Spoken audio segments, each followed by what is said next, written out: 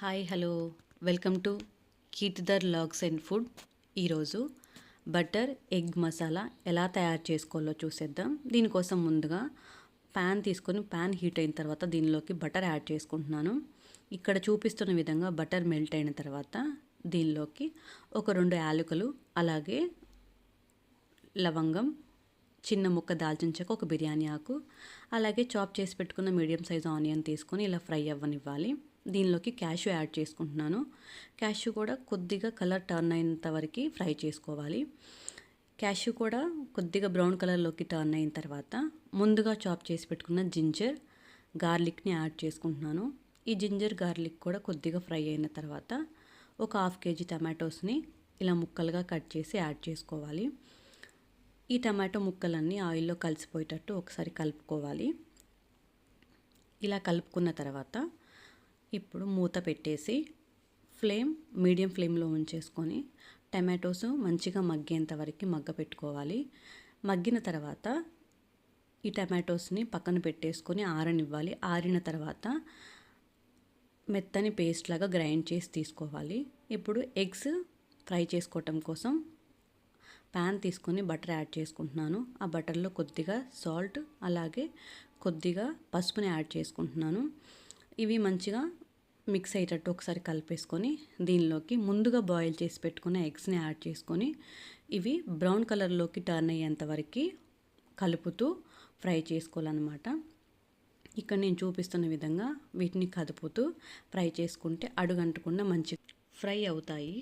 ఈ విధంగా ఎగ్స్ అన్ని బ్రౌన్ కలర్లోకి టర్న్ అయిన తర్వాత తీసేసి పక్కన పెట్టుకోవాలి. సేమ్ అదే ప్యాన్లో ఇంకొద్దిగా బటర్ యాడ్ చేసుకుంటున్నాను.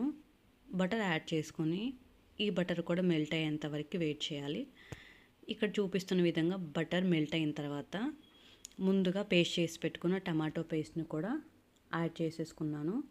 ఈ టమాటో పేస్ట్ యాడ్ చేసుకున్న తర్వాత ఒకసారి కలుపుకొని దీనిలోకి టేస్ట్కి సరిపడినంత సాల్ట్ కూడా యాడ్ చేసుకుంటున్నాను.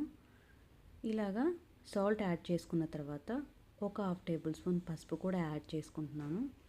అలాగే టేస్ట్కి సరిపడినంత కారాన్ని కూడా యాడ్ చేసుకున్నాను. ఒక 1/2 టేబుల్ స్పూన్ గరం మసాలాను కూడా యాడ్ చేసుకుంటున్నాను. ఈ మసాలా అలాగే ఉప్పు, కారం, పసుపు అంతా ఈ టమాటో పేస్ట్లో కలిసిపోయేటట్టు కలిపేసుకోవాలి. ఇలా కలుపుకున్న తర్వాత ఇప్పుడు మన గ్రేవీకి సరిపడినంత వాటర్ని కూడా ఇక్కడే యాడ్ చేసుకోవాలి.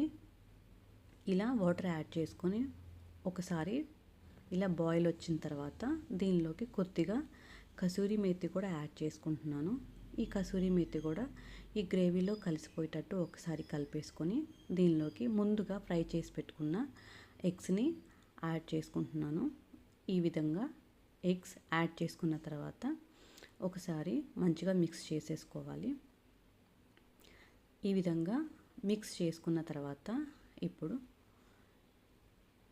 లిడ్ పెట్టేసుకొని ఫ్లేమ్ సిమ్లో ఉంచేసుకొని కొద్దిగా మసాలాలు ప్యూరీ అంతా ఎగ్స్కి పట్టేంత వరకు సిమ్లో ఒక 10 మినిట్స్ అలా ఉడకనివ్వాలి.